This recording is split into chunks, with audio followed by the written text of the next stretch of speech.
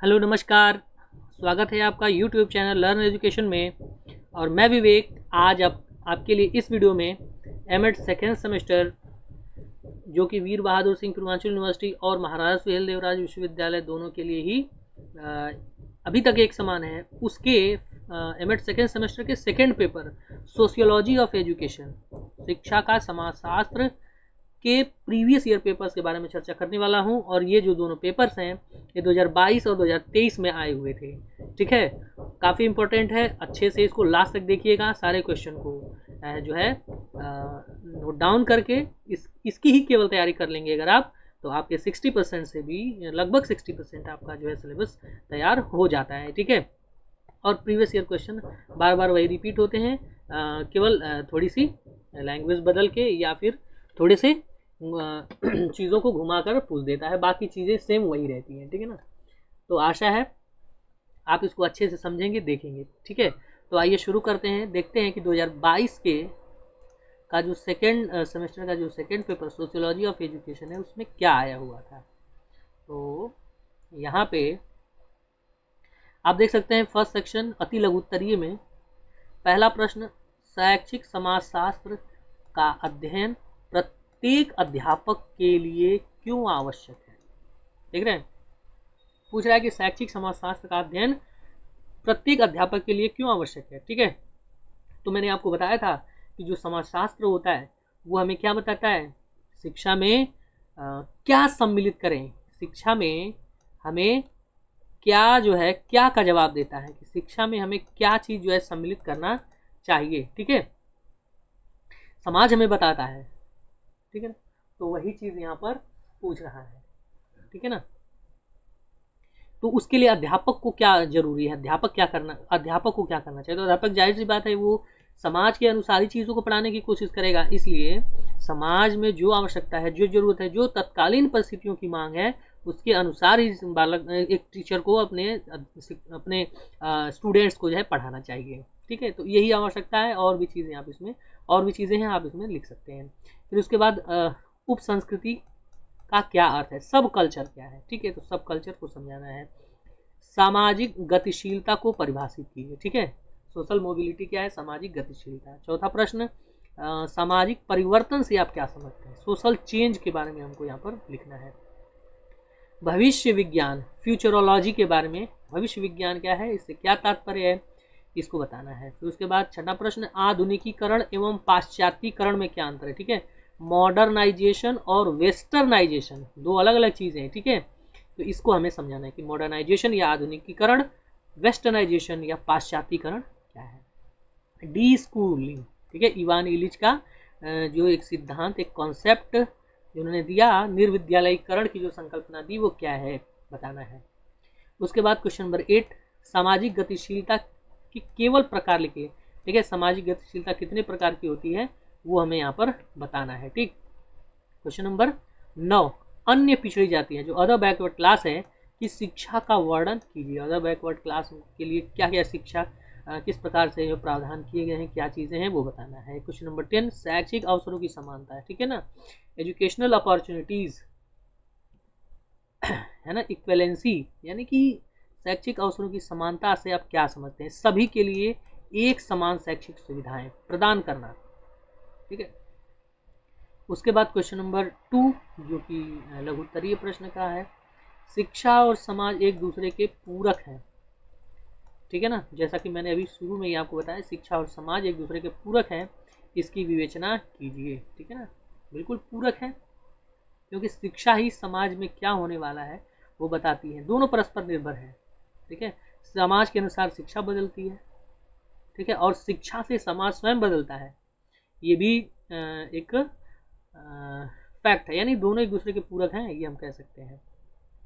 दूसरा अथवा में पूछा गया, समाज अपनी संस्कृति को सुरक्षित रखने का प्रयास करता है, वर्णन कीजिए। ठीक है, समाज अपनी संस्कृति को क्या करता है, सुरक्षित रखने का प्रयास करता है, इसका वर्णन इसको समझाना है कैसे। क्वेश्चन नंबर 3, समाजीकरण की प्रक्रिया में शिक्षक की भूमिका का वर्णन कीजिए। समाजीकरण अभी जैसा कि बताया कि बालक को समाज के अनुरूप रीति रिवाजों, विधाओं, नियमों के अनुसार जो है बनाना समाजीकरण कहलाता है, और उसमें शिक्षक की भूमिका क्या है। उसके बाद अथवा में पूछा गया है सामाजिक गतिशीलता का शिक्षा पर क्या प्रभाव पड़ता है। ठीक है, सोशल मोबिलिटी जो होती है, सामाजिक गतिशीलता यानी समाज बदलता है, निरंतर गतिशील है, तो इससे शिक्षा किस प्रकार से प्रभावित होगी। क्वेश्चन नंबर 4, सामाजिक परिवर्तन की क्या विशेषताएं हैं, लिखिए। अथवा में पूछा गया है भविष्य के प्रति जागरूकता में शिक्षा की भूमिका क्या है, क्या भूमिका है। ठीक है, यानी कि भविष्य के प्रति जो जागरूक कोई व्यक्ति होता है तो भविष्य के प्रति जागरूक करने के लिए शिक्षा का योगदान है, क्या भूमिका है।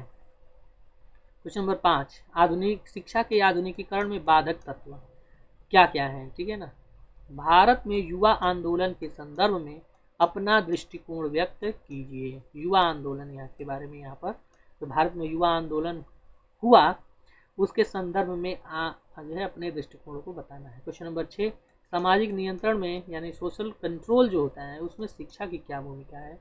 ठीक है, सामाजिक नियंत्रण का मतलब समाज में नियंत्रण। समाज तो गतिशील है, बदलाव होते हैं, लेकिन ये बदलाव सकारात्मक होना चाहिए, नकारात्मक नहीं। तो उस सकारात्मक बदलाव को बनाए रखने के लिए शिक्षा किस प्रकार से उपयोगी है ये बताना है।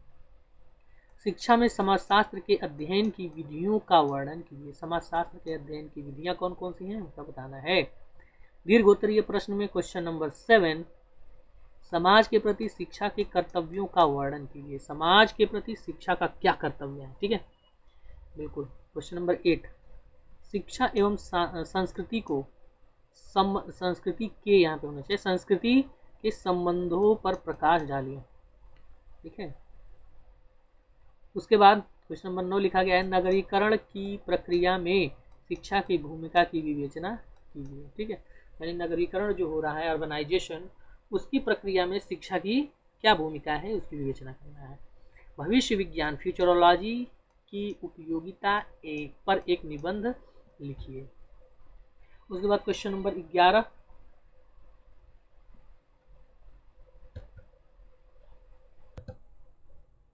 तो क्वेश्चन नंबर 11 आप देख सकते हैं यहाँ पे, भारतीय संविधान में समाज से वंचित वर्ग की शिक्षा के लिए क्या क्या प्रावधान किए गए हैं। ठीक है, समाज से वंचित अपवंचित वर्ग जो हैं, जैसे SC ST है ना, अनुसूचित जनजाति के जाति और जनजाति, साथ ही अपवंचित ये महिला शिक्षा। ठीक है, तो इन सब के लिए क्या प्रावधान किए गए हैं हमारे संविधान में, वो यहाँ पर वर्णन करना है। ठीक है, तो ये रहा हमारा 2022 का पेपर। अब आते हैं 2023 के पेपर की भी चर्चा कर लेते हैं, सेकेंड सेमेस्टर का सेकेंड पेपर। ठीक, तो ये 2023 का पेपर है, sociology of education, MEd second semester, Veer Bahadur Singh Purvanchal विश्वविद्यालय।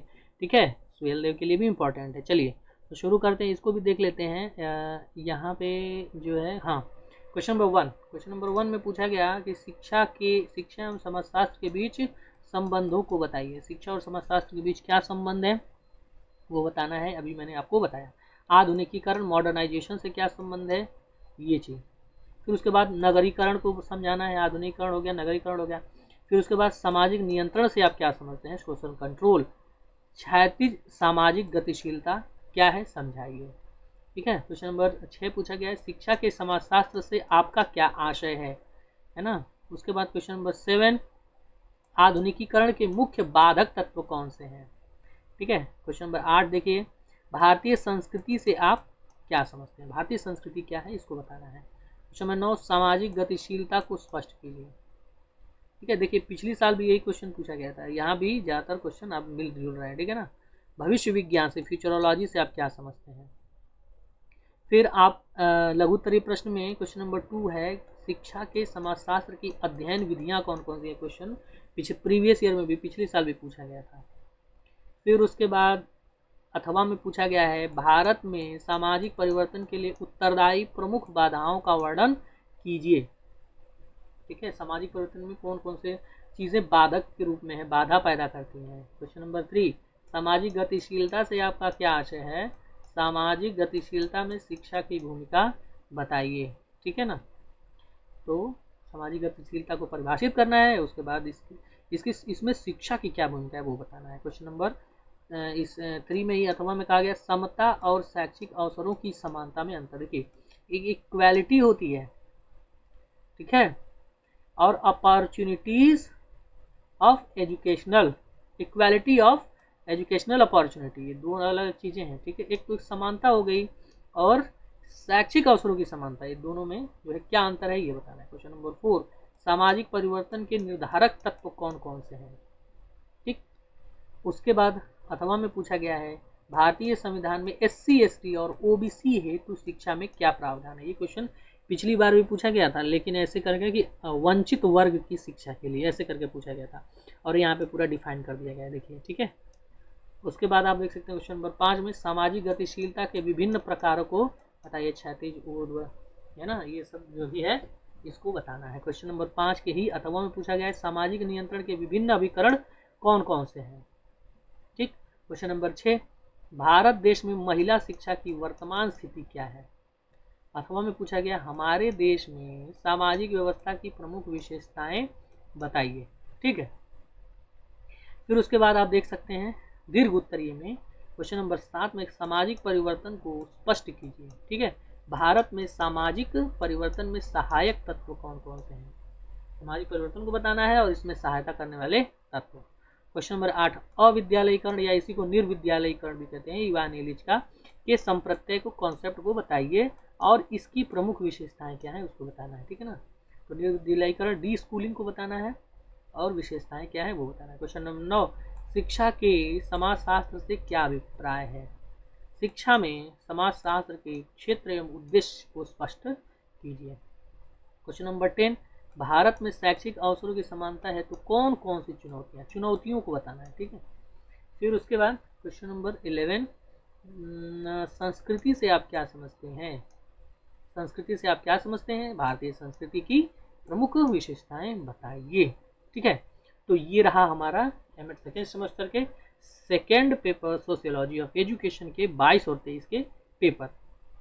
आशा है ये जो वीडियो है, ये जो क्वेश्चन है, जो क्वेश्चन पेपर है, आपके लिए बहुत ही हेल्पफुल होगा, बहुत ही सहायता करेगा, है ना। वीडियो अच्छी लगी हो इस वीडियो को लाइक करें, हमारा चैनल सब्सक्राइब तो ज़रूर करें, ठीक है, और शेयर करें ताकि और लोग भी जो है सब्सक्राइब कर सकें।